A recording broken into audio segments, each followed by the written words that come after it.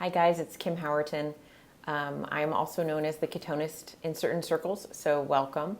And I want to talk to you today a little bit about why I do this, how I'm here, all that kind of stuff. So, where do I want to start?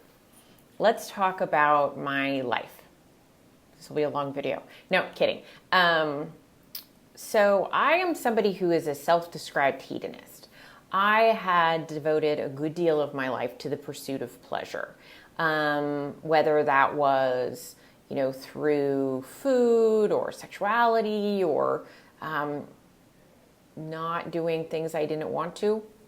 That was sort of my life. I was not a big drinker or drug user. Those just weren't my shtick at all. But not that different. A world of wanting to feel the way I wanted to feel and pursuing that as my goal.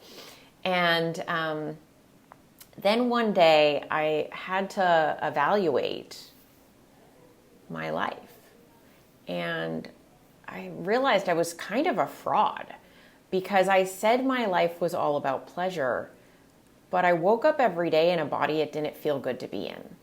And how can you say that your life is about pleasure when it's not pleasurable to be in your life? And I couldn't get over that. I couldn't not. It's like once you see it, you can't unsee it. Once I'd seen it, I was like, oh, well, that's not going to work. And so I realized I had to find a different way. And at that point, I was working on 300 pounds as a weight. I was headed in that direction. I was gaining weight every year. I realized, diabetes was on the horizon. My A1C was going up and up and up. And diabetes wasn't really going to be that far off if I continued on the path that I was on. I'd spent a lot of years really unhappy with the way my body looked, but I came to a place where that wasn't really my primary concern. And I'm glad that I got to that place. I'm glad that it became more about what I got to experience rather than, just the visual. Not that the visual doesn't matter or exist as something, as a goal that people have or even I had. Like, I certainly didn't love only shopping at the fat girl store. And at the same time, the older I got, the more it mattered how I felt than how I looked. And I finally could not escape how I felt anymore. And I had to come to terms with the fact that for whatever reason, I had turned into, or I had been for the majority of my life, to be perfectly honest, a food addict. Somebody who uses food to cover up the things they don't want to deal with. And, you probably know an addict of some kind. You might be one. But somebody who either uses drugs or alcohol or food or sex or, any kind of thing that is their drug of choice to hide from the things they don't want to deal with. That those places where you don't feel capable of dealing with your life. Where you don't feel you have the coping mechanisms you need to deal with whatever you're feeling and whatever you're dealing with on the inside. And so you mask it. And I had to really address the fact that I was using food to mask how crappy I felt. And so I vowed, make it sound very serious, but I vowed to change that and to move from a life of hiding from how bad I felt to moving towards true physical pleasure, to waking up in a body that felt good and then living my life in that body, starting at good so I could go to better.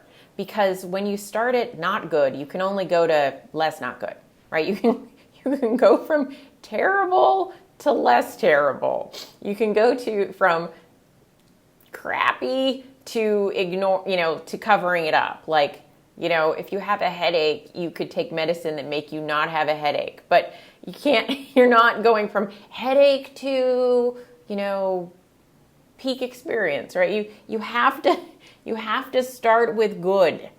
And I needed to find my good. How do I find it? And so I looked into it because I realized I was not immortal, that I didn't have an endless amount of time on this planet. And if I wanted to enjoy all of the time I had left, I should start now. And so I already knew through my, many years of living on the earth about, and my many attempts at dieting, and none of them were successful. I mean, losing weight isn't the successful part of dieting. I want people to get this part. Okay, this is a side point. This is what this video was actually about, but I'm going to get this across. A successful diet doesn't mean you lost weight. A successful diet means you kept your weight off. Because, I could put somebody in I couldn't because I'm not a doctor, but, somebody could be in a coma. They're going to lose weight. They're not eating. It's not a long-term strategy, right? I lost weight when I had mono. It's not a long-term strategy. So I digress. So how do I change this thing? And how do I not disrespect who I am? Because I am someone who wants things to feel good as I'm making things feel good, right? So I didn't want to do the thing that felt not good to get the outcome to feel good. How do I make this whole journey feel good? Now, I'm not saying that things can't be hard, that things can't be a struggle. I'm not saying that there might be moments you don't enjoy. That would be ridiculous. That is your addict speaking when it says you should enjoy every second of every moment. No, it's not possible, right? There are going to be hard things. You might love your job, but then the commute sucks sometimes, right? Like there are going to be moments, but the majority of your efforts should be pleasurable. You might not like the first 10 minutes of your workout, but you shouldn't hate the whole time. You might not love food prep, but you should enjoy eating it. So there's little moments of less pleasure, but overall, we're living a pleasurable life, right? So I had to find a way of eating that worked with that. Now, I already knew and believed in the the metabolics of insulin and low carb and why it worked. And I already knew that the move more, eat less thing was basically BS. That it was not the approach that one could pleasurably take. Because as a food addict and as someone who was a carb addict and had insulin problems, to simply tell me to eat less was akin to saying, here is a stick, please beat yourself with it. Because it was torturous. And that not going to work. Okay, if you're kind of a masochist, maybe. But that is a small segment of the population that's going to find, that kind of pain enjoyable, And for them, well, that's very helpful, actually. But for everyone else, sorry, digress. I go places. For everyone else, there should be a way that feels good. And so for me, the light bulb came on when I heard about keto. And it sounded pretty good. It's like the things people were saying: not hungry, satisfied, butter. These were good words to me. And so I said, I'm going to do that. And so I jumped in. The first person I heard really talk about it and made me go, yes, was actually on a podcast with Tim Ferriss, who I love very much, has awesome podcasts. And it was Peter Attia, who I also love. And Peter Attia was on this podcast talking about keto. And I was like, that sounds great. And then I listened to another podcast with Dom D'Agostino. And I was like, that sounds amazing. And have you seen these guys? Because they're kind of hot. And I thought, I will follow the hot men. Yes, I will. And there was a few hiccups along the way, because the way a athletic, weightlifting, tall, muscular man might keto, it's not the way that I was going to keto. And so because of that, I had to make some adjustments. But adjust I did, and then I found my way. And so within a month, I was sold. The first week was terrible. I was a crazy person because I was an addict, and I had decided to change my patterns, and I was not able to get my fix. And I was all the time, pretty much. That's the best way I can explain it. But I did what seemed to make sense to me that week. I ate fat whenever I was tempted to eat not keto. And it worked. I made it through. I got to the other side. I even lost weight. That wasn't even really my main goal. I was like, I know if I can get through the withdrawals, I can get to a better place. And so my first goal was just to become keto, just to get into ketosis, simply to get through the detox off the carbs. And so I did that, and I got there, and I got to the other side. And then I started to be able to make intelligent decisions, which I'd never been able to do before about food, like to think, should I eat this or should I not eat this? What should I have? What should I do next? Oh, that's interesting. Maybe this will be good. Maybe that, and it's like I got my brain back around food. And to any addicts out there, you know that it's like there is someone else. It's actually your addict, but there is this other part of you, not the smart part of you. It's like your inner 2-year-old is controlling the food, and it wants Cheetos, right? And you're like, I don't even like Cheetos. Why am I eating these things? But you can't stop, right? And like that part took a nap. Like it went to sleep, and I was like, oh, my grown-up is in charge of my food choices. That is amazing. And little by little, like the weight started coming off. I started feeling better. My blood sugar started getting better. Like all these amazing things happened. And that's pretty much it. That's my story.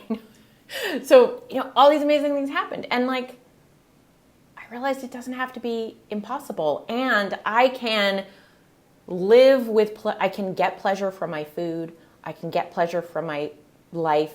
I can feel good in my body. While all these things are happening together, it's like you'd never been in a good relationship, and then you're in one, and you're always kind of like smacking yourself like, am I awake? Is this real? But it's true. You can have this pleasurable relationship. It's like a grown-up relationship with food. I didn't have one before. And it's so good. Now, and then once you get your sort of brain back, I don't know how else to say it. Once you're able to make smart decisions because your addict isn't in charge anymore, at least not most of the time. I'm not saying everyone's perfect, and I'm not saying it's like black or white, but the majority of the time, I was capable of making a decision and following through on it. I don't know if I can get how, for some of you, if you've never been this person, how shocking this was. And from there, I looked at my goals and moved towards them. And so, it was like one step at a time. Like I had to get off the carbs, and then I could make better choices. And then I could eat this, and then I couldn't really do it without some desserts. And then I got to a place, and I was like, oh, I can't do it without dairy. And then I got to a month, and I was like, maybe I should evaluate how I do with dairy. And I stopped eating dairy for a while, and I thought, I could never have done this before. It's like one, you like grow a little bit, and you grow a little bit, and you grow a little bit, and you grow this muscle of self-control and conscious choice. And it's pretty amazing. To those of you who don't know what this is like, hopefully you will. And so why am I here? Why am I making this video? Well, because I want you to know this is possible. I want the people that were like me to know this is possible. Now, there are a bunch of keto people out there in the world, right? We all teach, essentially a very similar thing. We have these like little differences that we turn into world wars, I think there's like a scientific study, a social psychology study that says like the Baptists hate the Baptists in the next church more than they don't like the, I'm thinking of another religion, the Jews over there at the synagogue. They're good with the Jews. They're different enough They follow different enough rules that you're like, I'm good with you. We're different. But like over here, when the closer you are, it's like you hate your sibling more than other people, but you love them, but you hate them. You fight more with somebody who's very close to you because those little differences, you're like, it's very important. And it's like, it's not so important. So like, go keto. Find the person that speaks to you. I speak for the people who don't necessarily resonate with the no pain, no gain, eat to live, don't live to eat. That's not really me. I love those people. I hang out with those people. Those people are awesome, but it's not my approach because it's not who I am. And so if you're more like me, I was like, oh, there are people like me. Maybe I can help them because, I've spent a long time as a coach, about the last 10 years because I want people to live their best life. And I was living the best life I thought I could have because I had kind of given up hope about the food thing. And I was like, all right, well, I'm fixing everything else. And then I was like, I think I can fix this too. And I did. And so, am I a size 6? No. Am I still on my journey? Yes. Do I still have goals I want to achieve? Yes. And I hope to God I have goals that I want to achieve for the rest of my life. This is a journey. Like, we're never an after. We're always a during. So, but what my journey thus far has given me is my life back in a way that I didn't ever have it, or for a very long time.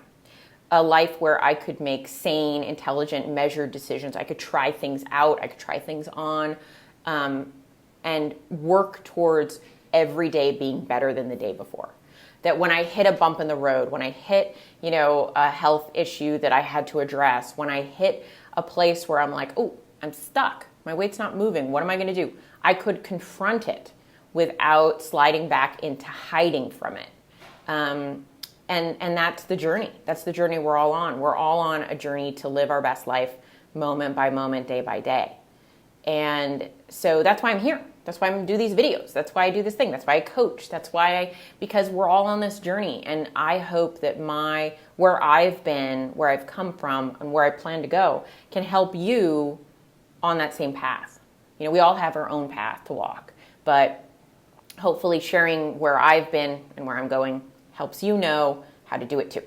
So, welcome to my YouTube channel. If this is the first video you've watched, I'm really happy to have you here. There'll be more if they're not already. I wish you all really the best life possible.